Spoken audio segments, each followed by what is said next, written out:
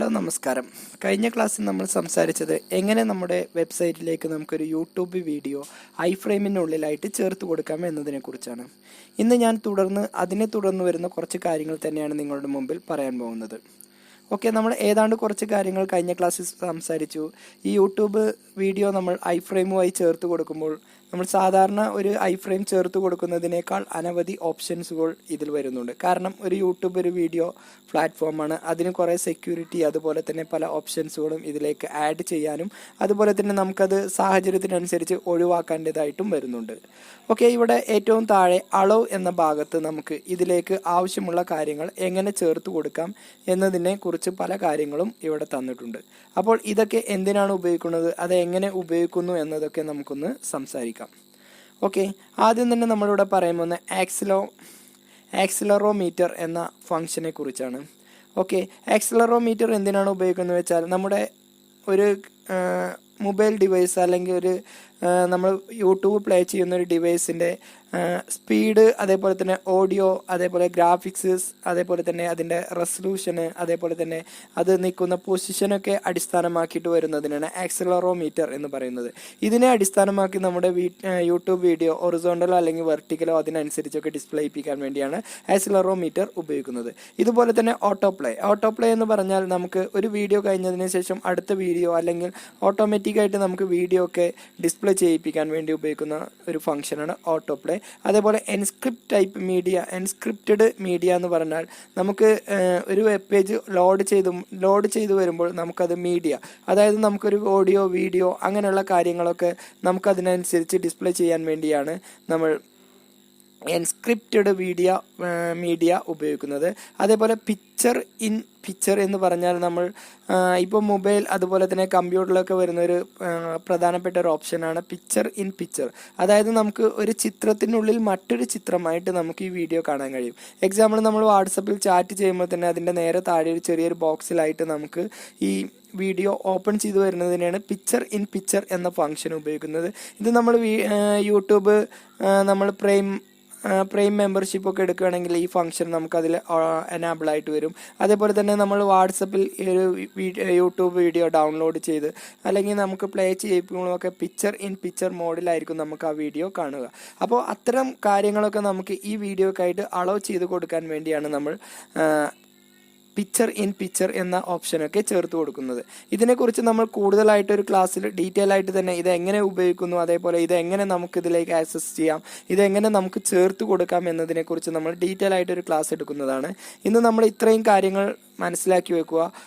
നമ്മുടെ മൊബൈൽ അല്ലെങ്കിൽ YouTube play ചെയ്യുന്ന മീഡിയയൊക്കെ അടിസ്ഥാനമാക്കി അതിൽ എന്തൊക്കെ കാര്യങ്ങൾ അലോ ചെയ്ത് ചേർത്ത് കൊടുക്കണം എന്ന് മാത്രമാണ് ഇവിടെ അലോ ചെയ്യുന്നത്.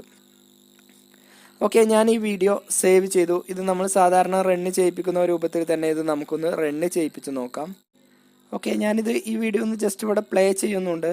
ഓക്കെ, നമുക്കത് ഈ രൂപത്തിലായിരിക്കും നമുക്കിവിടെ വന്ന് ഡിസ്പ്ലേ ചെയ്ത് വരുന്നത്. ഓക്കെ, ഇനി ഇതിലേക്കായിട്ട് നമ്മൾ അതായത് നമുക്ക് ഈ വീഡിയോയിൽ എന്തൊക്കെ കാര്യങ്ങൾ നമുക്ക് ചേർത്ത് കൊടുക്കണം, എന്തൊക്കെ ഓപ്ഷനുകളാണ് ഈ വീഡിയോയിലേക്ക് ആഡ് ചെയ്യേണ്ടത് എന്നതിനെ കുറിച്ചാണ് ഞാൻ അടുത്തതായി പറയാൻ പോകുന്നത്. ആദ്യം തന്നെ നമുക്കിവിടെ വന്ന് ഫ്രെയിം എന്തിനാണ് നമ്മൾ ഉപയോഗിക്കുന്നതെന്ന് കഴിഞ്ഞ ക്ലാസ്സിൽ സംസാരിച്ചു. ഫ്രെയിം 1 ചേർത്ത് കൊടുക്കുകയാണെങ്കിൽ നമുക്കിതിന് ചുറ്റും ഒരു ഫ്രെയിം ബോർഡർ, അതായത് ബോർഡർ ഫ്രെയിം നമുക്കിതിന് വരും. എന്നാൽ നമ്മളിവിടെ 0 ആണ് ചേർത്ത് കൊടുക്കുന്നതെങ്കിൽ നമുക്ക് ആ ഫ്രെയിം ഇവിടുന്ന് ഒഴിവാക്കാം എന്നതിനെ കുറിച്ച് നമ്മൾ കഴിഞ്ഞ ക്ലാസ്സിൽ സംസാരിച്ചു. ഇനി നിങ്ങളുടെ മുമ്പിൽ അടുത്തതായി പറയാൻ പോകുന്നത് ഓട്ടോപ്ലേ ആണ്. അതായത് ഒരു വീഡിയോ ഓപ്പൺ ചെയ്ത് വരുമ്പോൾ തന്നെ ഓട്ടോമാറ്റിക് ആയിട്ട് പ്ലേ ചെയ്യാൻ വേണ്ടിയിട്ടാണ് നമ്മൾ ഓട്ടോപ്ലേ എന്ന ഫംഗ്ഷന് ഉപയോഗിക്കുന്നത്. അപ്പോൾ അത് ചേർത്ത് കൊടുക്കാൻ നമ്മൾ ഈ കോഡ് കഴിഞ്ഞതിന് ശേഷം ഒരു ക്വസ്റ്റ്യൻ മാർക്ക് ഇടുക.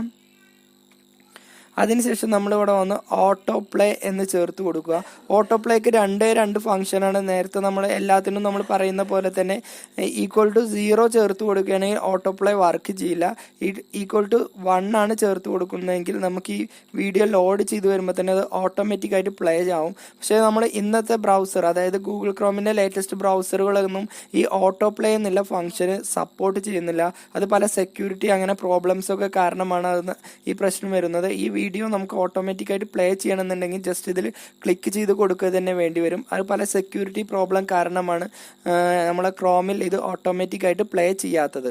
ഓക്കെ, ഇത് ലോഡ് ചെയ്ത് വരുമ്പോൾ തന്നെ നമുക്കത് വീഡിയോ നമുക്കത് ലോഡ് ചെയ്ത് വരുന്നതിന് ചെറിയൊരു ലോഡ് സിമ്പിളൊക്കെ നമുക്കിവിടെ കാണാൻ കഴിയും. നമ്മുടെ വീഡിയോ ഓട്ടോമാറ്റിക്കായിട്ട് പ്ലേ ചെയ്യാൻ വേണ്ടിയാണ് നമ്മൾ ഓട്ടോ പ്ലേ എന്ന ഫംഗ്ഷന് ഉപയോഗിക്കുന്നത്. ഓക്കെ, ഇതിന് നേരത്തെ നമ്മൾ പറഞ്ഞ പോലെ തന്നെ 2 വാല്യൂ ആണ് വരുന്നത്, 0യും അതേപോലെ തന്നെ 1ഉം. പിന്നെ അടുത്തതായി വരാൻ പോകുന്നത്, നമുക്കിത് ഓരോന്ന് ചേർത്ത് കൊടുക്കുമ്പോൾ ജസ്റ്റ് ക്വസ്റ്റ്യൻ മാർക്ക് ഇട്ടിട്ട് ചേർത്ത് കൊടുത്താൽ മതി. ഇനി നമുക്ക് അടുത്തതായി പറയാൻ പോകുന്നത് സ്റ്റാർട്ട്. അതായത് നമുക്കിതിൽ 100ാമത്തെ സെക്കൻഡ് മുതൽ മതിയെങ്കിൽ ഇവിടെ സ്റ്റാർട്ട് എന്ന് എഴുതിയതിന് ശേഷം നമ്മളിവിടെ ജസ്റ്റ് 100 എന്ന് ചേർത്ത് കൊടുക്കുക. അപ്പോൾ ഈ വീഡിയോ നമുക്ക് പ്ലേ ചെയ്യുന്നത് നമുക്ക് ഇതിൻ്റെ 100ാമത്തെ സെക്കൻഡ് മുതലായിരിക്കും പ്ലേ ചെയ്ത് വരിക. ഓക്കെ, അത് എത്രാമത്തെ സെക്കൻഡ് മുതലാണ് നമുക്ക് ഈ വീഡിയോ പ്ലേ ചെയ്ത് വരേണ്ടത് അതെല്ലാം തീരുമാനിക്കാൻ വേണ്ടിയാണ് നമ്മളിവിടെ വന്ന് സ്റ്റാർട്ട് എന്ന ഫംഗ്ഷന് ഉപയോഗിക്കുന്നത്. ക്വസ്റ്റ്യൻ മാർക്ക് ഇട്ടതിന് ശേഷം നമുക്ക് സ്റ്റാർട്ട് എന്ന് ചേർത്തതിന് ശേഷം നമുക്ക് എത്ര സെക്കൻഡ് മുതലാണ് നമുക്ക് ഈ വീഡിയോ സ്റ്റാർട്ട് ചെയ്യേണ്ടത് അത് നമ്മളിവിടെ ചേർത്ത് കൊടുക്കുക. സ്റ്റാർട്ട് ഈക്വൽ ടു എത്രയാണോ നമുക്കതിന് ടൈം വേണ്ടത് അത് നമ്മൾ ചേർത്ത് കൊടുത്താൽ അത്രയും ടൈം മുതലേക്ക് അങ്ങോട്ടായിരിക്കും നമുക്ക് ഈ വീഡിയോ റൺ ചെയ്ത് വരുന്നത്. അതിനുവേണ്ടിയാണ് സ്റ്റാർട്ട് എന്ന ഫംഗ്ഷന് ഉപയോഗിക്കുന്നത്. അതിനുശേഷം വരുന്നതാണ് ലൂപ്പ്. ലൂപ്പ് നമുക്ക് എത്ര തവണ ഈ വീഡിയോ റിപ്പീറ്റ് ചെയ്ത് പ്ലേ ചെയ്യണം എന്നാണ് ലൂപ്പ് കൊണ്ട് അർത്ഥമാക്കുന്നത്. ഇവിടെ നമ്മൾ 1 ആണ് ചേർത്ത് കൊടുക്കുന്നതെങ്കിൽ ഒരു വീഡിയോ നമുക്കത് പ്ലേ ചെയ്ത് കഴിഞ്ഞതിന് ശേഷം നമുക്ക് അത് അവിടെ വെച്ച് സ്റ്റോപ്പ് ചെയ്യായിരിക്കും. അതല്ല നമ്മൾ ലൂപ്പ് 2 പ്രാവശ്യമാണ് കൊടുക്കണമെങ്കിൽ ഈ വീഡിയോ നമുക്ക് 2 പ്രാവശ്യമായിട്ട് അത് റിപ്പീറ്റ് ചെയ്ത് വരും. അതേപോലെ തന്നെ നമ്മൾ 2 ആണ് കൊടുക്കണമെങ്കിൽ അത് 2 പ്രാവശ്യമായിട്ടും, അതേപോലെ 3 ആണ്. അങ്ങനെ എത്ര തവണയാണോ നമ്മൾ ചേർത്ത് കൊടുക്കുന്നത് അതിനനുസരിച്ച് ഈ വീഡിയോ റിപ്പീറ്റ് ചെയ്ത് നമുക്കത് ഡിസ്പ്ലേ ചെയ്യും. അടുത്തതായി വരുന്നതാണ് കൺട്രോൾസ്. കൺട്രോൾ എന്ന് നമ്മൾ ചേർത്ത് കൊടുത്തതിന് ശേഷം നമുക്ക് ഇവിടെ വന്ന് കൺട്രോൾ ഈക്വൽ ടു 0 ആണ് ചേർത്ത് കൊടുക്കുന്നതെങ്കിൽ ഇതിൽ നമുക്കുള്ള പല കൺട്രോളുകളും ഇതിൽ ഉപയോഗിക്കാൻ കഴിയില്ല. കാരണം കൺട്രോളുകൾ എന്ന് പറഞ്ഞാൽ നമുക്കിവിടെ വന്ന് ഫുൾ സ്ക്രീൻ ആക്കാൻ വേണ്ടി, അതേപോലെ നെക്സ്റ്റ്, അങ്ങനെയുള്ള പല കൺട്രോളുകളും നമുക്കിതിൽ ഉപയോഗിക്കാൻ കഴിയില്ല. എന്നാൽ ഇവിടെ 1 ആണ് ചേർത്ത് കൊടുക്കുന്നതെങ്കിൽ നമുക്കിതിൽ പല കൺട്രോളുകളും ഇതിൽ നിന്ന് ആക്സസ് ചെയ്യാവുന്നതാണ്. ഓക്കെ, നമുക്കിതിൻ്റെ കൺട്രോൾ ആക്സസ് ചെയ്യാനും അതേപോലെ തന്നെ അത് ഒഴിവാക്കാനും വേണ്ടിയാണ് നമ്മൾ കൺട്രോൾ എന്ന ഫംഗ്ഷൻ ഇവിടെ ചേർത്ത് കൊടുക്കുന്നത്. അതേപോലെ തന്നെ നമുക്ക് മറ്റൊന്നാണ് പ്ലേ ലിസ്റ്റ്. അതായത് നമുക്ക് ഒരു പ്ലേ ലിസ്റ്റ് ആയിട്ട് ക്രിയേറ്റ് ചെയ്യാൻ വേണ്ടിയാണ് പ്ലേ ലിസ്റ്റ് ഉപയോഗിക്കുന്നത്. പ്ലേ ലിസ്റ്റ് എന്ന് ചേർത്തതിന് ശേഷം നമ്മളിവിടെ വന്ന് നമുക്കിവിടെ വന്ന് ഏതൊക്കെയാണോ നമുക്ക് ഇതിലേക്ക് പുതിയതായിട്ട് വീഡിയോ വേണ്ടത് അതിൻ്റെ കോഡുകൾ നമുക്ക് ചേർത്ത് കൊടുക്കാം. അപ്പോൾ കോഡ് ലഭിക്കണമെന്നുണ്ടെങ്കിൽ നമുക്ക് യൂട്യൂബിൽ പോയാൽ ഇതുപോലെ പല കോഡുകളും നമുക്ക് ഓരോ വീഡിയോൻ്റെയും ലിങ്കുകൾ അല്ലെങ്കിൽ കോഡുകൾ നമുക്ക് അവിടുന്ന് യൂട്യൂബിൽ നിന്നും ലഭിക്കും.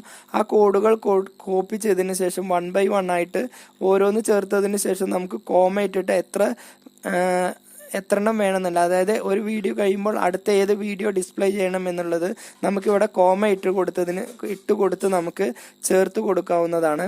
അതിനുവേണ്ടിയാണ് നമ്മൾ പ്ലേ ലിസ്റ്റ് ഉപയോഗിക്കുന്നത്. ഓക്കെ, ഇത്രയുമാണ് നമ്മളൊരു വീഡിയോ യൂട്യൂബിൽ നിന്നൊരു വീഡിയോ നമ്മൾ എംബഡഡ് ആയിട്ട്, അതല്ലെങ്കിൽ നമുക്ക് ഐ-ഫ്രെയിമിനുള്ളിൽ ചേർത്ത് കൊടുക്കുമ്പോൾ ശ്രദ്ധിക്കേണ്ടതായിട്ടുള്ള കാര്യങ്ങൾ. പിന്നെ ഇപ്പോൾ നമ്മൾ ഐ-ഫ്രെയിം എന്ന മെത്തേഡ് വെച്ചിട്ടാണ് നമ്മൾ ഇതിലേക്ക് യൂട്യൂബ് വീഡിയോ ചേർത്ത് കൊടുത്തത്.